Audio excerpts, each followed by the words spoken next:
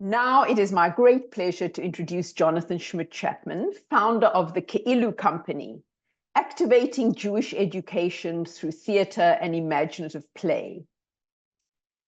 Recently engaged as JGN's Jewish Family Life Education Consultant, Jonathan is the 2023 recipient of the inaugural Jewish Family Education Fellowship from the Covenant Foundation. Jonathan is the author of Let There Be Play, Bringing the Torah to Life with Children. Bringing the Bible to life with young children, published by our friends at Behrman House. Jonathan, I'm going to hand it over to you with all our thanks for leading us tonight. Thank you, Terry. Thank you so much to JGN for having me. And it's great to see you all, especially in this time in the midst of the Chagim, right after Yom Kippur, before Sukkot. Thank you for joining us at a very busy time when many of you may be feeling like I'm Jewished out after all the high holidays. So I praise you for being here and for learning with us and for thinking about how to bring Torah to life with our grandchildren and our children. I'm going to ask that you put your camera on if you can. It'll be more fun if we can see each other. I'll try to make this as participatory as possible. So it'll be great so that if we can see everybody on screen. And I know that Terry sent you in advance some materials to have available to play along. If you have some aluminum foil or tin foil, depending on where you grew up and what you call it, and a bowl of water for one of our activities, and maybe most importantly, a pair of socks. Any socks will do, long socks, hopefully, because we'll be creating puppets a little bit later. So if you have those things handy, you can grab them. Also a piece of paper and a pen for writing in a little bit. And I'm going to share my slides so that we can make this a little bit more visual as we go. Okay, so tonight we're going to be talking about Torah stories and thinking about Torah in general as a tool to connect your grandchildren to Jewish tradition and to connect you to your grandchild, and thinking about ways to use Torah as a tool to do those things. But before we do that, as Terry mentioned, all of the work that I do is about connecting the field of Jewish education and our families to the field of performing arts, and thinking about how we can use these tools of theater and play and imagination as ways to activate Jewish education and learning. We're going to start with you before we start thinking about our grandchildren. Just as a warm-up question here, I want you to think about a character or a story in Torah, or if Torah is too limiting for you, in all of Jewish tradition, that you feel most connected to and why. So a character or story in Torah or in Jewish tradition that you feel most connected to and why. Take a moment to consider that prompt and then drop your answers in the chat.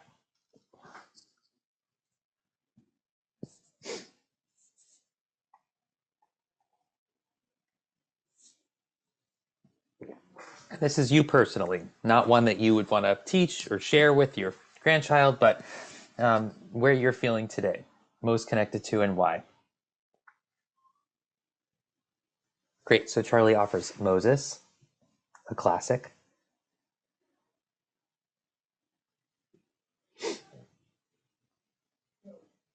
Miriam. And if you'd like to tell us why, you can also raise your hand and unmute, or you can put that in the chat as well. Great, Rebecca, because she cared deeply for animals. Great, Queen Esther. Kohelet. Noah, my bat mitzvah portion. Great. Devorah. Rachel. And you can tell us why you chose that person, or you could just, think about it for yourself. What about that person spoke to you? What about their story? Great. Miriam was for the singing and childcare. Great.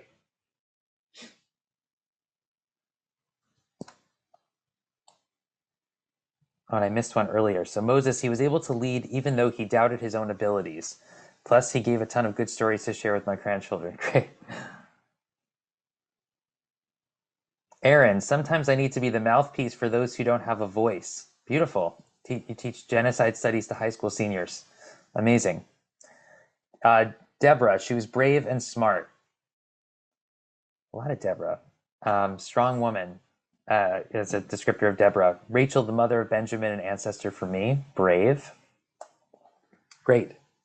So we'll hold these. I want you to think about. We don't have to share them necessarily, but what are the ingredients of this person's story or narrative that drew you to them? What made them somebody that immediately popped into your head as someone you were drawn to?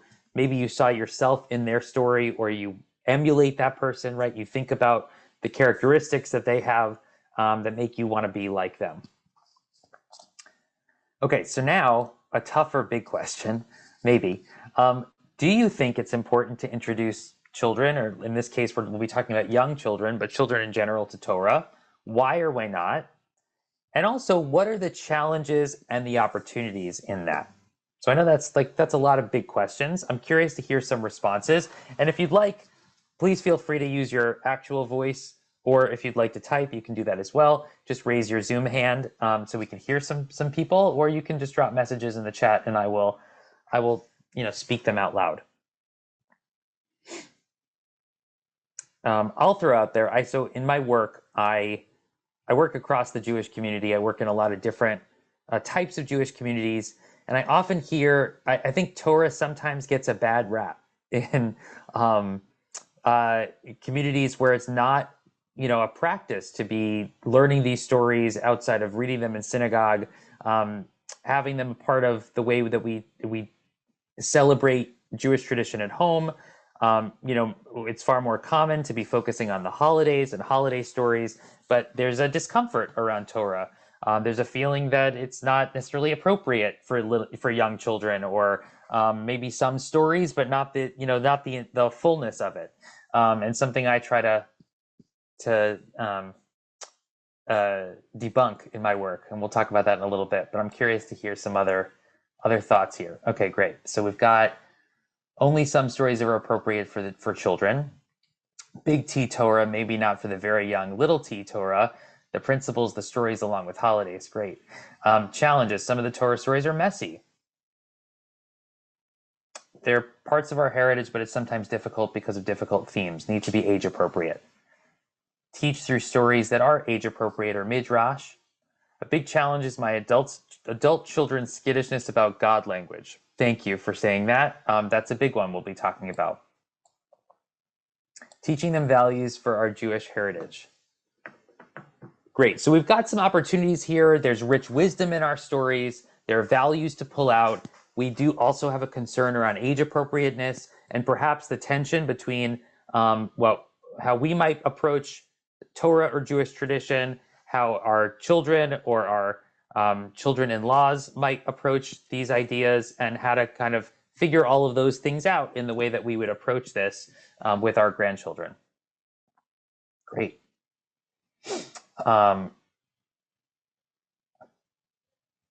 Great. So we have a comment here. You work at a Hebrew school for children, and you're introducing new curriculum, hoping to have more Torah stories and to create a grandparent program and see how we can include grandparents in the discussion of Torah stories. You've come to the right place. That's really exciting. Okay, so I want to direct our attention to a quote from Jewish tradition. This quote might be familiar to many. It's one that I find great inspiration in. And so I'm going to read it out loud to you in English. If you're welcome to read along in the Hebrew, if that's comfortable for you. And then we'll talk about it. I want you to listen to the words and just see what pops into your mind. What's interesting, what's surprising, what resonates with you. In each and every generation, a person must view themselves as though they personally left Egypt, as it is stated, and you shall tell your children on that day, saying, it is because of this which God did for me when I came forth out of Egypt. In every generation, each person must say, this is what God did for me, and not, this is what God did for my ancestors. Just take a moment with those words. You may recognize them from Passover tradition. We read these words as part of the Passover Seder. The word ki'ilu in Hebrew is the namesake of my company, the ki'ilu company, ki'ilu meaning as if. We imagine ourselves as if this happened to us. I'm curious, what sticks out to you? What resonates about this idea or this quote as you're hearing it tonight.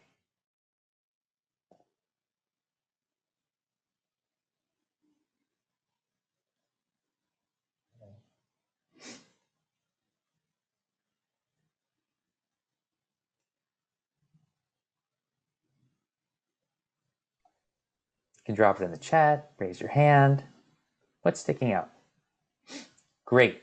So, and you should tell your children, right? There's a tell, and not sure about tell. There's something didactic about that. Yes, I agree. But it references children here, right? The idea that children are an audience for this concept. Lador vador, right? The idea of generation to generation, that we pass along these stories.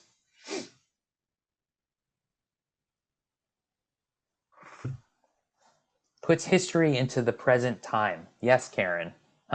It's about making it feel, I read this as making it feel immediate, right? Relevant. Puts it in the now rather than something that happened a long time ago.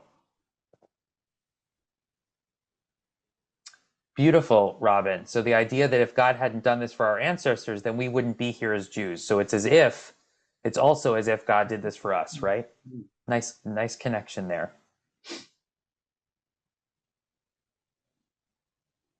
Beautiful, Roxanne. It gives us the opportunity to live and flourish.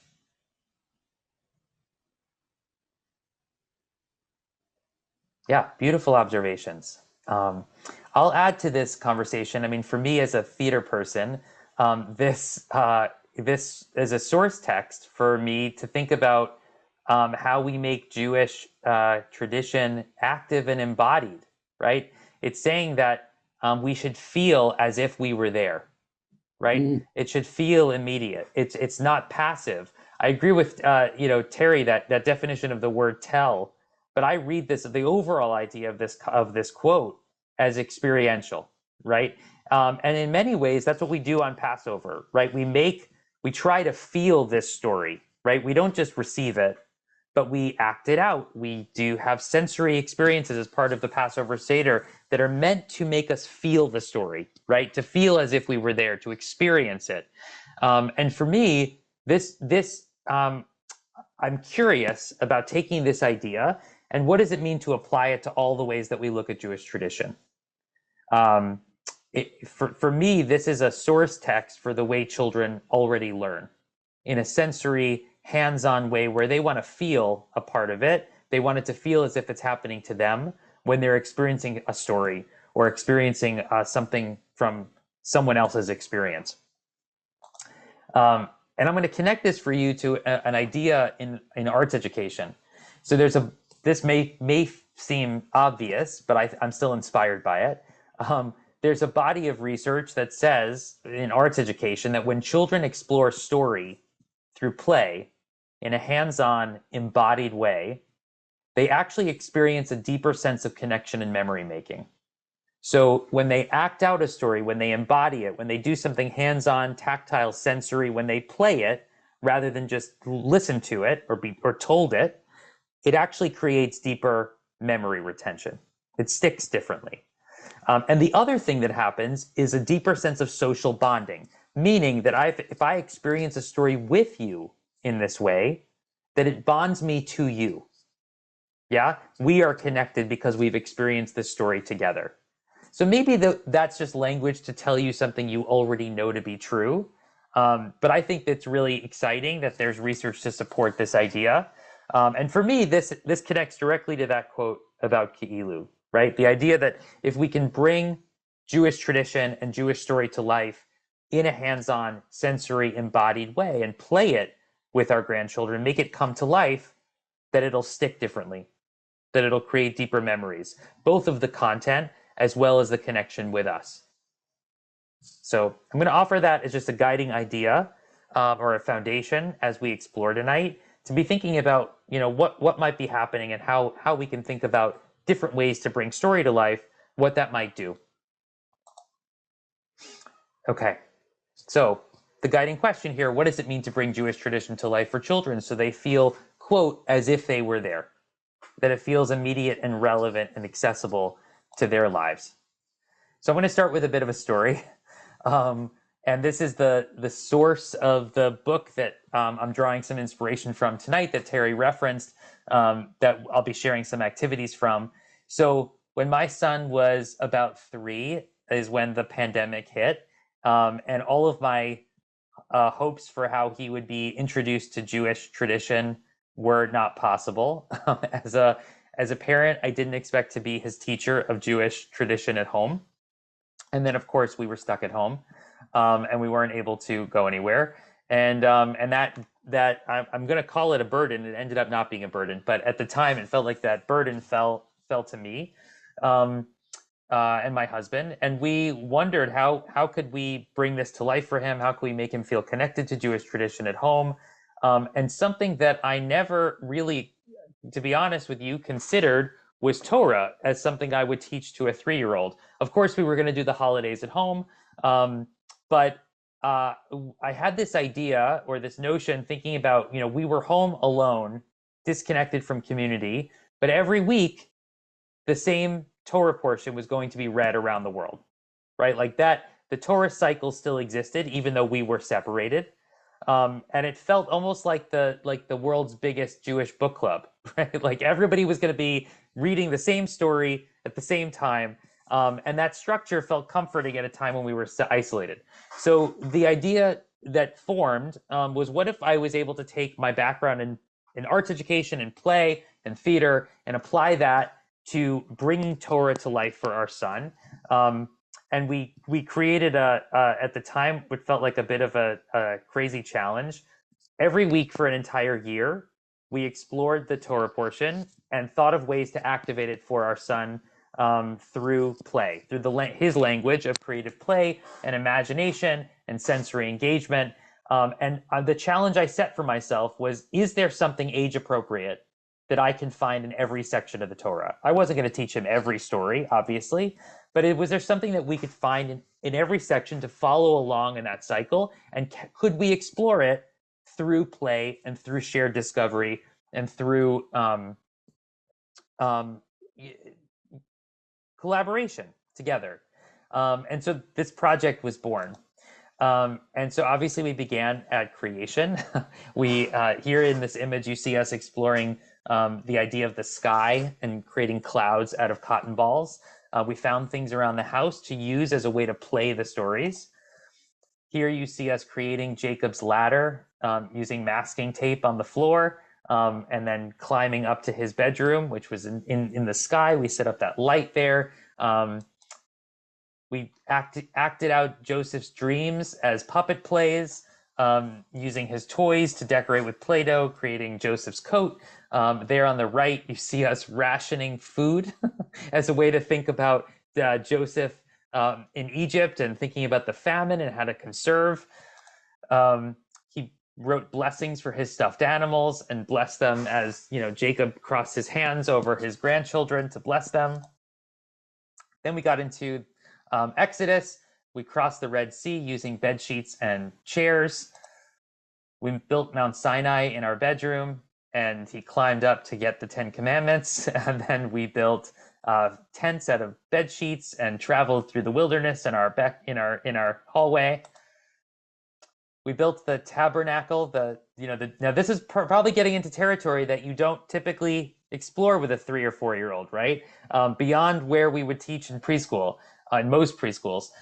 So we built the traveling tabernacle, the traveling temple, the Mishkan, as a gingerbread house. We explored the rituals associated with Yom Kippur, with a box that we created the goat that we would put things that we want to change about ourselves, like we just did for Yom Kippur, thinking about that, at that part of the Torah portion, and then pretended to be that goat carrying them away, and took turns doing that. And then we got into the weirdness of Leviticus, which actually became really fun to explore. We built the costume the outfit of the Kohen Gadol, the high priest, and we also put the stuff on the walls to represent the leprosy that you take off the walls.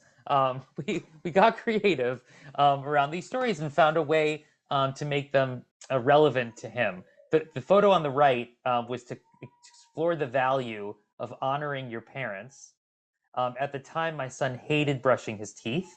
That was the worst part of his day.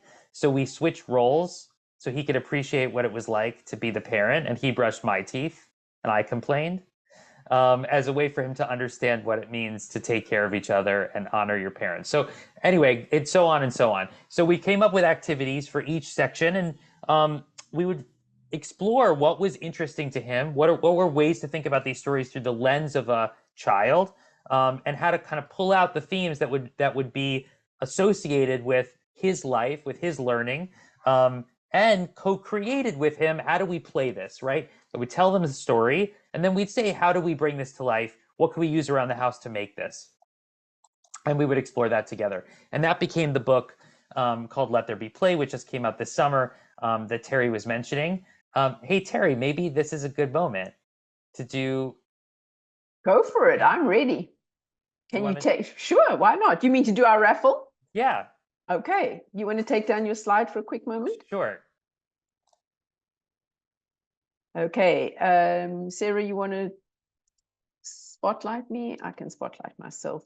All right. So I used on my other screen, I used a random number generator, and I came up with number 13, and I counted down. I excluded all the Behrman House people and Jonathan.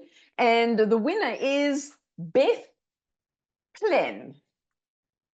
Yay. So, Sarah, you want to spotlight Beth? Beth, if you could do me a favor. I'm unmuted. Yes. You're unmuted. Great. If I could just ask you to type into chat just to me personally, your home address, we will mail you a copy. I should address it to Terry. Now I have to try to get the chat. If not, we'll reach out to you. Don't stress about it. Thank you so much. Jonathan, back to you. Congratulations, Beth. Thank you. Pleasure. So we're gonna be sharing an excerpt of the book to send to everybody after the call, as well as some ideas in this webinar inspired by the book, but not just exclusive to obviously to this book, just to give you a taste of what are the ways that you can try some of these ideas. So the book, or the structure that I came up with or explored, which really can be applied to any story, was this series of ways to think about how to bring story to life for young children.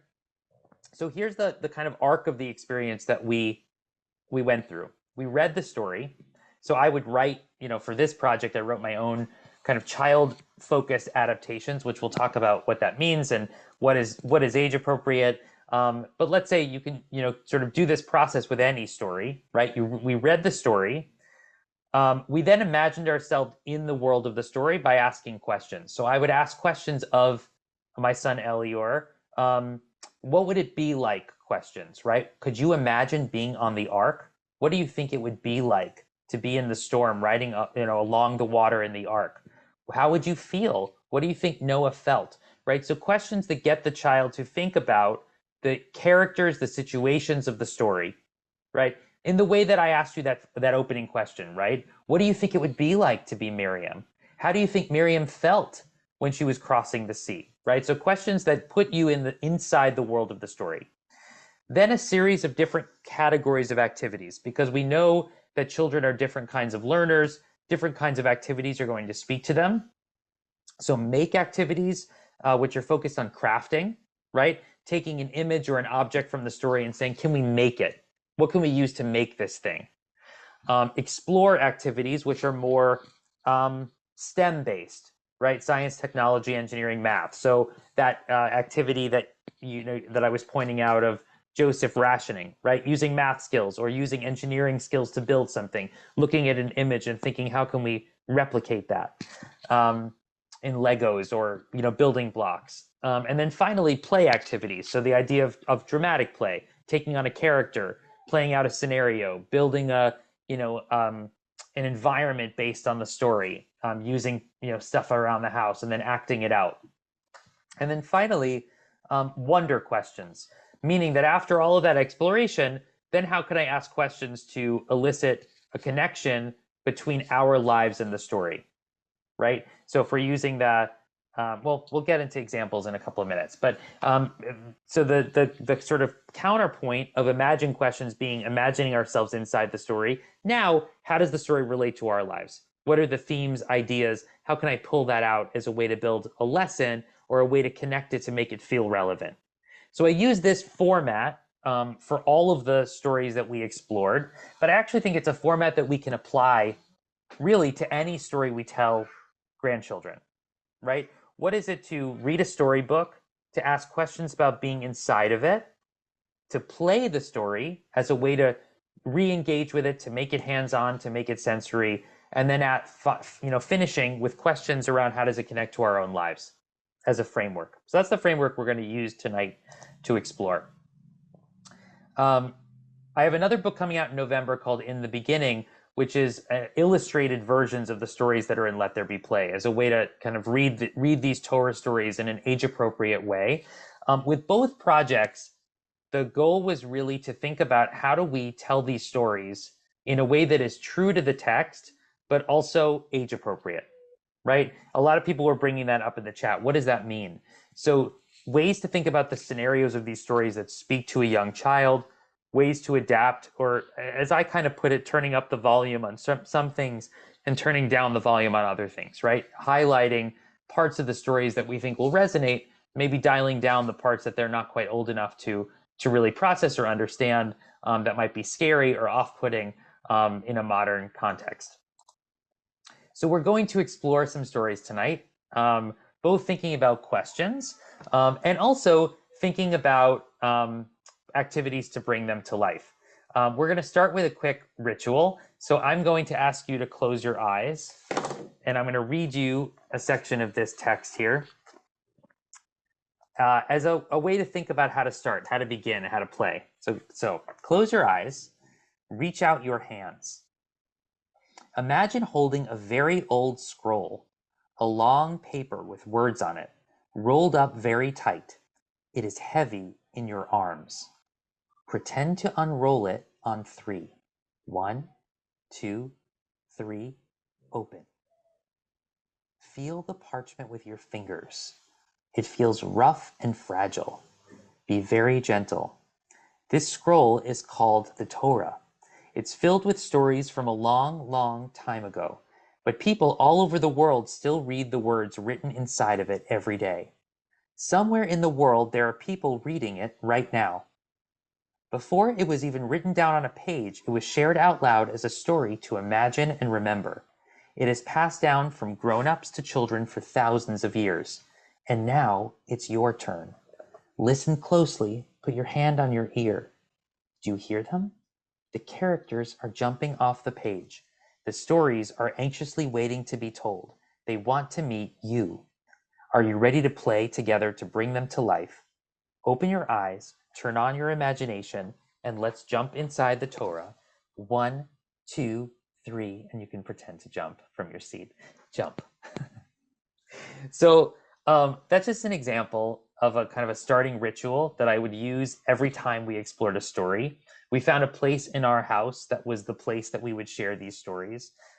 Obviously, that'll look different for everybody, but I want you to consider if you were to explore a tradition of sharing Torah stories with your grandchild, what's a way to ritualize it? What's a way to say every time we start and end, we do it this way, as a way to make it feel special, as a way to give it that structure, as a way to kind of imagine the taking out of the Torah, right, and the putting it back in the ark. What are the ways that we can make that feel special so that, and also give the cues to the child that every time we do that, we know what's coming, right? We're always going to be exploring a story in this way. Okay. Yeah, we have time. I'm going to show you another version of that. So I'm going to ask you to stand up or sit up in your chair. This is one that I sometimes do with classes I teach, or I even tried this with my son at home. So I showed you that slide before. Let's see if I can put it back up. Or I want you to imagine a Torah, right? A Torah in its cover with a crown. I might show you a picture of it, which was on the screen before. And I want you to imagine for a moment that we are our bodies. You can sort of see me fully, are the Torah. So I want you to stand nice and tall, hands at your sides, feet on the floor. And the first thing we're going to do is we're going to take off the crown that sits on top of the Torah. Hands on your head on the count of 3, and it's really heavy. 1, 2, 3, lift. And we're going to put it down gently in front of us. The next thing we're going to do is we're going to take off the cover, the velvet cover that is covering up the Torah. We're going to wiggle it off. So on the count of 3, we're going to wiggle. 1, 2, 3, wiggle, and lift it up over your head. And we're going to gently place that down in front of us. Now we're going to take off the belt that's holding the scroll together. We're going to unclick on 3. 1, 2, 3, click. And take that around, wrap it around, hold it in front of you, and set that down. And finally, we're going to unroll the scroll. Now, normally I would ask you to spin, but let's just do it this way. So we're going to spin one way, 1, 2, 3, or yeah, Terry, we can do this too. And on the other way, 1, 2, 3, and stretch out your arms really wide. And we're going to imagine that the story that we are about to explore is written right here, right? And I might also say it's written in words that we don't understand, and it doesn't have any pictures. So we have to become the pictures. We're going to act out this story, and we're going to explore it together because there's no pictures written in the Torah. Okay, thank you for participating in that. You can have a seat. So just giving you some examples, one physical, one more verbal, different ways to imagine ritualizing. Like every time we explore a story, we do this, and making it fun, making it playful. Okay. So we're going to talk about a couple of different stories. We're going to start with the story of Noah. I would love for other people to read besides me. I'm going to do this first one, but I'd love to invite readers for the next couple. So these are from the book that I mentioned in the beginning. They're also in Let There Be Play, but they're not illustrated in this way. Okay, get ready for a story. One day, a farmer named Noah was feeding his animals when he heard the voice of God. Noah, are you listening? A big flood is coming. Water will soon cover the whole earth. Get ready now. Noah quickly ran home to tell his wife, Naamah. We've got to do something before the flood comes, Noah said. He and Naamah built a gigantic boat called an ark to protect their family from the storm. They invited 2 of every animal to board the ark with them. A pair of giraffes strolled gracefully up the ramp. 2 excited bunnies quickly hopped past. I gotta move this so I can see it. Past them, while a duo of turtles slowly crawled behind. Hundreds of animals paraded up to the ark, eager to find a spot before the flood waters came. I'm going to pause here. As I'm reading the story, I might pause there and say, can you think of an animal that you imagine boarding the ark? Let's make the sound of that animal on 3. Yeah, I'm not going to make you do it. You're unmuted now. But inviting the child to invent sound based on what we're reading. So we're not just reading what's on the page. We're creating as we're going, right? Or how can we make the shape of the ark that they're building with our hands? What might it look like, right? As we're stopping. So prompts along the way to make the reading active. As Noah was closing the ark's door, Naamah felt something wet fall on her head. Did you feel that? She asked. The drop became a drizzle, and the drizzle became a downpour. And as the floodwaters covered everything in sight, Noah, Naamah, their family, and the animals were safe inside the ark. They floated on the water for 40 days and 40 nights. And when the rain finally stopped, Noah looked out of the windows of the ark and saw water in all directions. He sent a dove to see if any of the land was dry. The dove returned with an olive branch. The day we've been waiting for has finally arrived, Noah shouted joyfully as he showed the branch of fresh green leaves to the animals. Plants are growing again. It's time to open the door. As Noah and his family walked out of the ark onto dry land, they squinted into the bright sunny sky and noticed something remarkable.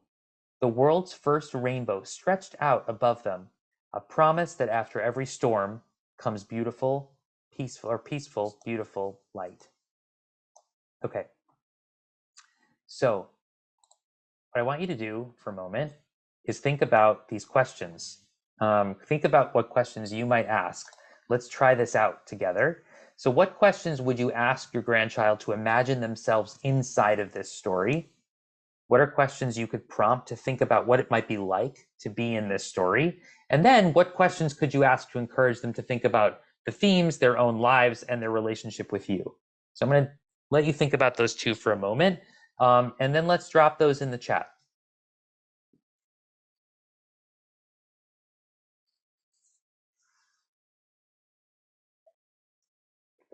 What do you think it was like being among the animals in the ark? The smells of the animals, like going to the farm. Yeah, exactly.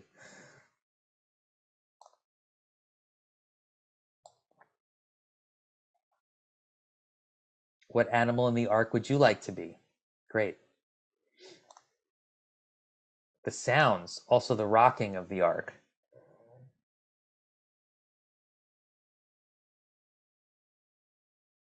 Great. What would you do for 40 whole days on a boat?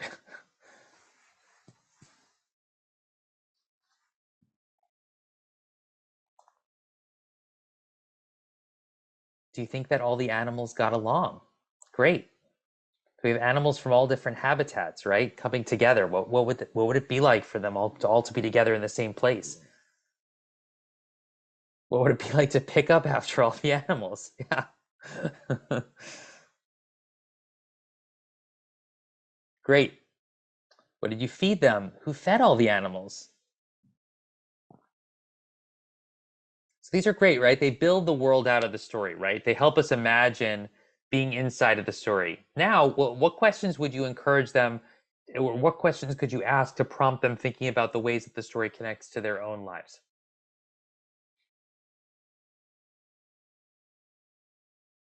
I'll respond to that in a second, Terry. I'm going to hold on to that question. Happy space, make new animal friends. Would you make a space for you next to your favorite animal? What would you need to do to take care of them? And then maybe if we were to expand out wonder questions like who takes care of you, right? Who do you take care of? What would you do if you got this warning about the storm?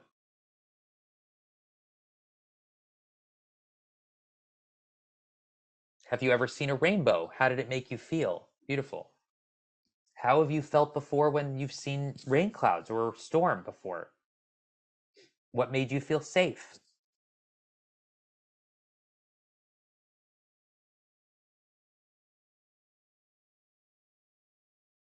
You could share something about when your children were little and how they maybe reacted to a storm or what they might have been scared of or how they felt safe when certain things you might have done to make them feel safe, right? So there are ways to take us inside the story and then connect it to our lives, right? Another way to look at this is windows and mirrors. Look through the window of the experience of somebody else and then hold up a mirror to think about how does this reflect back my own life. My childhood dog was scared of thunder and hid under the bed. Great. Not great for the dog, you know what I mean? So Terry asked a great question earlier that I just want to highlight. How would you respond if your grandchild asks if it's a true story? I'm not going to answer that for everybody, right?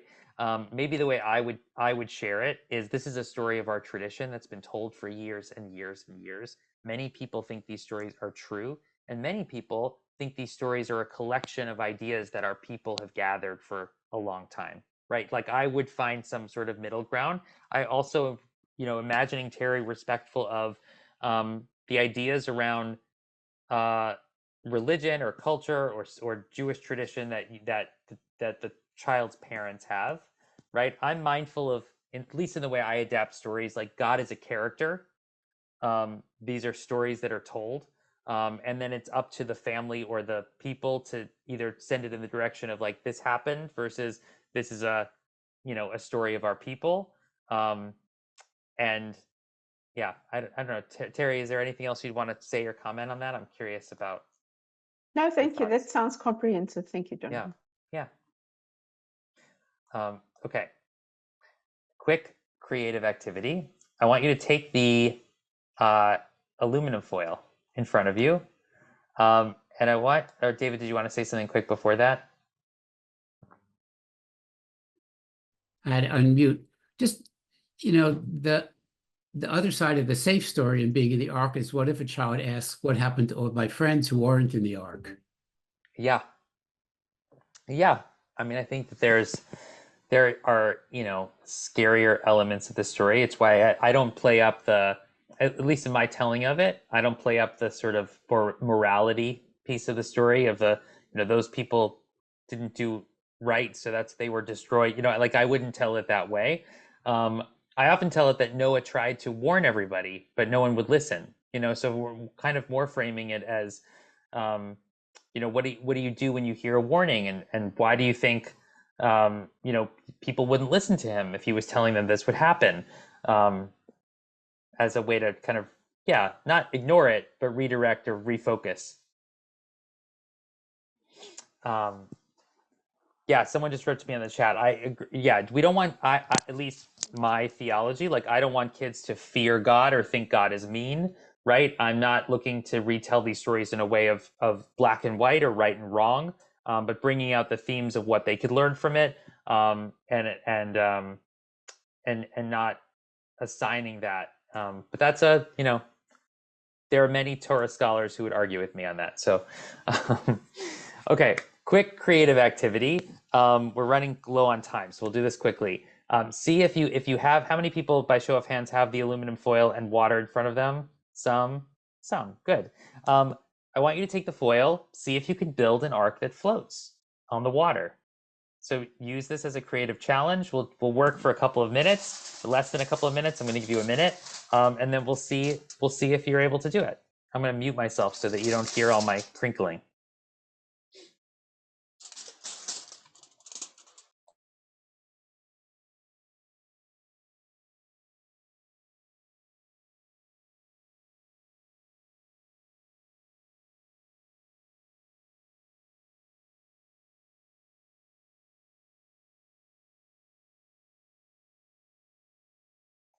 And do your best to mold it into a shape that you imagine the ark to be, as well as trying to make it structurally able to float.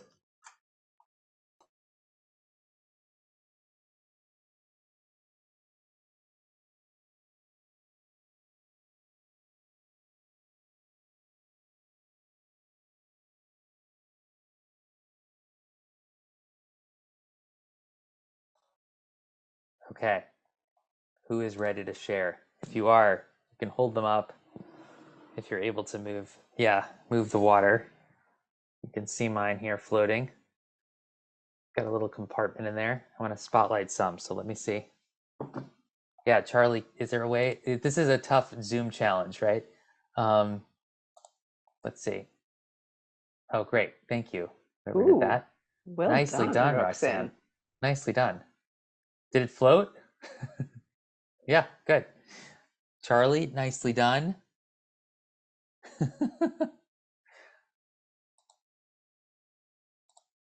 There's Terry's. Oh, we got you, Terry. Let's see. Oh, creative shape. Now, you can imagine how we could extend this. I did this activity with Legos with my son as a way to, we had to experiment with different shapes of them to try to get it to float. We could also use the aluminum foil and then start putting little figures in it, right? If we have animal figurines, see how many we can get in there before it starts to sink down. So it becomes both experimentation and creative play. We can think about how big we can make it, how strong, how many pieces of foil we could use, right? So it's a mix of a creative play activity as well as a kind of an engineering challenge. We also, let me see if I have it. Here's a picture. We also used a spray bottle to try to get the ark to float across the water, like we created the storm, to see if we could make waves in the water. The image on the right is another family that was using these activities, that then one of the other activities building a physical ark, right? Using blocks around the house to create the shape of an ark and play inside of it, as another example of a way to kind of animate the story and to play it at home. We spent hours building forts in the style of an ark, putting all of our stuffed animals in it, pretending it rocked back and forth, and then leaving the ark and bringing all the animals out. This was a game that my son wanted to play over and over after we established the story. And that may ring true for you, not just about Torah stories, but in general, that your grandchildren, once they get latched onto a story, They want to repeat it. They want to keep playing it, right? Our instinct is to move on to something else, and their instinct might be to stay inside of the world of one story and to keep playing. Okay.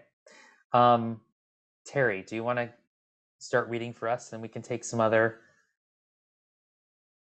voices that are willing to read? We're going to start. You can invite someone else. Okay, I'm sure great. we've got other brave souls. Who would be willing to read this page for us? Raise your Zoom hand or unmute so we can hear other voices reading. Just unmute. Yeah, go for it, Beth. Okay. There we go. Okay. Rebecca and the Thirsty Camels. Rebecca grew up in the quiet. Every morning she drew water from the well. One day, I'll leave this place and see more of the world, she promised herself. Meanwhile, across the desert, Isaac dreamed of finding a partner to explore the world with him. It's lonely here in my tent, Isaac thought. Abraham knew his son was lonely and asked his assistant, Eliezer, for help. Can you go out and look for a good partner for Isaac? Asked Abraham. As the sun rose, Eliezer left on his journey, taking 10 camels with him. He traveled for many days across the desert. Now what? Great. Linda, do you want to take this page?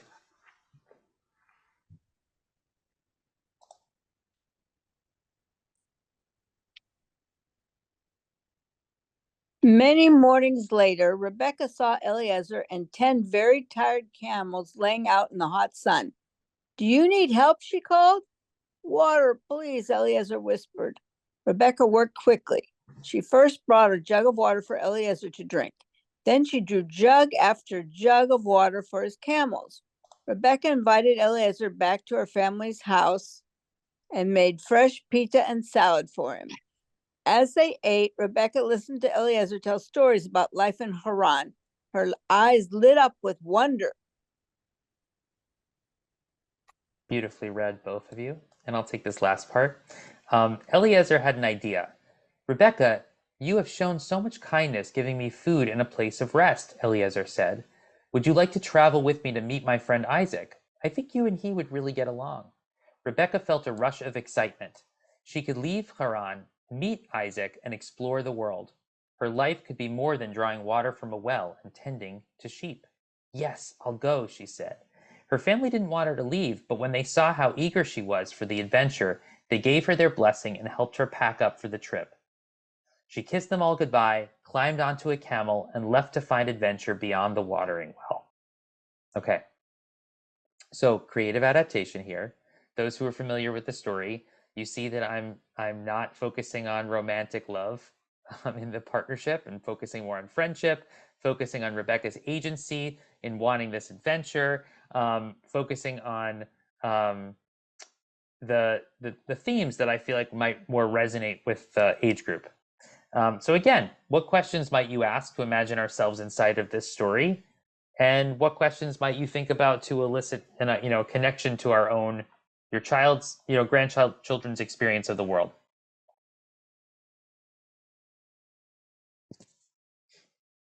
Just Jonathan, we have a hand that's raised, by the way. Oh yeah, Linda, do you want to ask a question, or was it raised from before? You're muted. I think it was raised from reading. Yeah. Okay.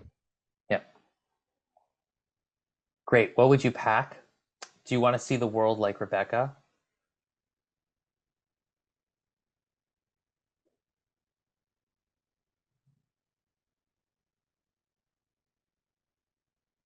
Maybe what would you do if you saw Eliezer approaching with all those camels? Mhm.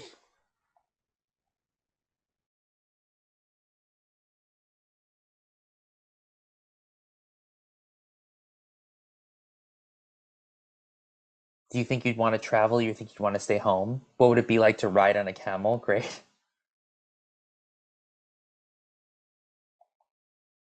Okay, great.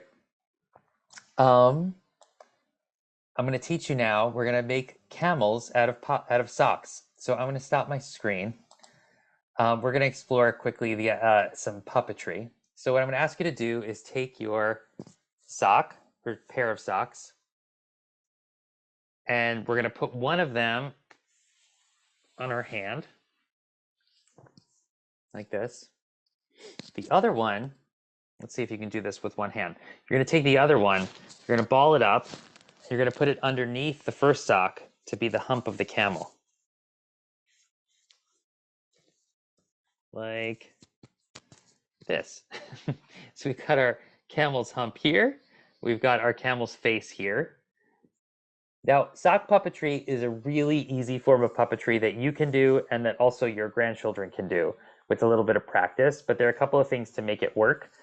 So the first thing you're going to do once you have the shape, if you have a marker and you're willing to ruin your socks, I'm going to draw some eyes. You don't have to, but I'm going to draw eyes on my sock so I can show you. So I've drawn eyes right here. You don't need them, but it's a way to help with the first rule of puppetry, which is focus. So we want to decide where your puppet is looking out of, right? So you can have your puppet look at the screen. The next thing you're going to do is you're going to take your other hand and you're going to push in the middle of the mouth, right? So that you've got your top fingers in the top part of the sock and your thumb on the bottom, like this. And so first you want to kind of think of the rule of focus, right? Where your puppet is looking. Right? Play with that with the Zoom screen a little bit. By the way, this technique is amazing with grandchildren, either in person or on Zoom, right? It's so fun as a Zoom tool because the puppet can disappear and appear again. It can talk to your grandchild. It can go away. It's so fun. But when the puppet talks, hi, right? So you open the mouth, you lower your thumb every time you're saying a syllable. So hello, everybody. Right? So you can practice with that. And just by opening and closing and using focus, the puppet really starts to come to life. And you can play with looking at you, looking out. There's all kinds of ways to play with this. We use these as the camels in the story. So I'll show you a picture. We built a well. So we took construction paper and we created water droplets. We wrote things on each of the droplets of what would it mean to be kind? How do we show that we're a good friend? And we wrote those different ideas on the droplets. We pretended that was a well, and then we took turns being the very thirsty camel, and being Rebecca, bringing water to the camel and taking care of the camel. The camel, playing with the camel, being very, very thirsty and very tired. And again, this was a hit with my son. It was a game that we came back to and played. He wanted to be inside of the story. He wanted to be Rebecca. He also wanted to be the camel. We had to take turns and we kept playing it. And it was a way for him to connect the images of the story to something tangible, right? It was a way to play the idea from the story in real life, and a way to attach a sensory, interactive, playful experience with the ideas of the story rather than just learning the story or hearing it. Okay, so I'm just giving you some examples of ways that we can really do this with any story. But I think with what I learned, I'm going to stop my screen for a moment. What I learned in doing this project was a couple of things. One, that he loved the continuity of exploring these stories week to week, right? The ritualizing. Now, it would be amazing if you're able to do that with your grandchildren weekly, but even monthly, even some regularity. The idea that we came back to a structure, right? Every time we were starting this story, he knew we were going to explore it through play. He began to look forward to it. And he would start making connections, across the stories, right? So later, when Jacob runs back to Haran, to try to get away from Esau, he remembered, oh, right, that was the place with the well, right? He starts making connections across the wholeness of the Torah and all the stories. But maybe even, I don't want to say more important, but for me, more importantly, it became a vehicle for us to play together.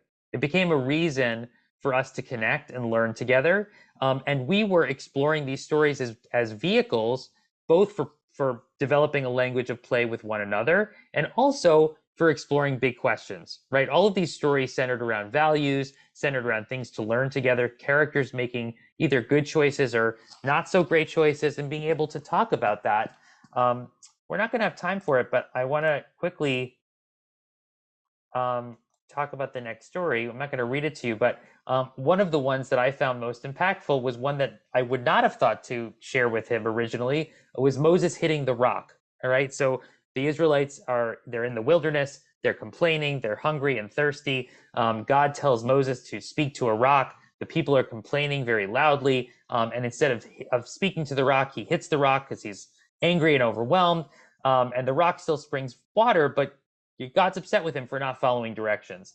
And we talked a lot about this story, about what does it mean to feel frustrated, to get overwhelmed when people are asking you for things, right? We talked about it through the lens of a parent as well as through the lens of a kid. And then, of course, we also acted it out. So one of us became the rock and the other one became Moses, and we pretended to use a spray bottle to be the rock so that it sprung water. And we acted out different ways that we could enact this this story and different choices that Moses might have made. Okay, so those are some examples. I'm going to race quickly to the end to offer some tips. So some ideas to be thinking about for playful grandparenting. Make some time and focus on play. Make even a little time and space to focus on play, and don't be afraid to be silly. Right? We were silly tonight with each other. We made sock puppets. We built arcs out of aluminum foil. You were willing to be playful with me on Zoom. Don't be afraid to be silly with your grandchildren as you play. Follow their lead. So what does that mean? You might have an agenda for we're going to explore this story a certain way, and they might take it in a different direction. Be open to following the direction they take it in. Asking open-ended questions, right? We explored that tonight of what kinds of questions to ask to elicit more response, to think kind of rather than black and white, yes and no, bigger questions. The idea of planning ahead and letting go lightly. So you might have an idea for an activity that you were really excited about that does not land, right? Being able to let go of that lightly, to say, yeah, we tried it, it didn't work, maybe something else will work, not being hard on yourself that you tried it, that you wanted to do this activity and your grandchild wasn't as into it as you imagined. That goes along with this idea of following their lead. And maybe framing activities as a challenge or as an adventure, right? How can we say, what's going to happen? How do we explore this together as a way to kind of generate their excitement? Also, Jewishly, thinking about how to create rituals or traditions, right? That we talked about, whether it's weekly or whether on a regular basis, how can you create these containers to explore a story with them, either in person or over Zoom? This is a tough one, but trying to leave your baggage behind, being mindful of the ways that your children might be thinking about religion and spirituality and culture, and partnering with them in the ways that you want to introduce these stories, but knowing that you are also trying to incorporate the ways they might be thinking about this language, as Terry was raising earlier. Not being afraid to say, I don't know, let's find out together, right? Your grandchildren might ask you questions about these stories that you don't know the answers to. And rather than getting flustered by that, being able to say, I don't know, let's look it up. Let's learn together. I don't know also, we're learning this, I'm not your teacher. We're learning this, in partnership. And I'll leave it at that. I know I'm going to stop share because I can't see everybody. I know we're at time, but if there are any questions, I'll open it up to questions now. I wish I could say we can, but unfortunately we cannot. So sorry. We are out of time. And because we have our talk back starting at 8 o'clock for the professionals who would like to meet with Jonathan about how to use these ideas in a setting, in an organizational setting, in a community. So with that, we are going to say good night to you all. And thank you so much, Jonathan, for sharing your expertise with us. Someone put in the chat, my books are available on Amazon or through the Behrman House website.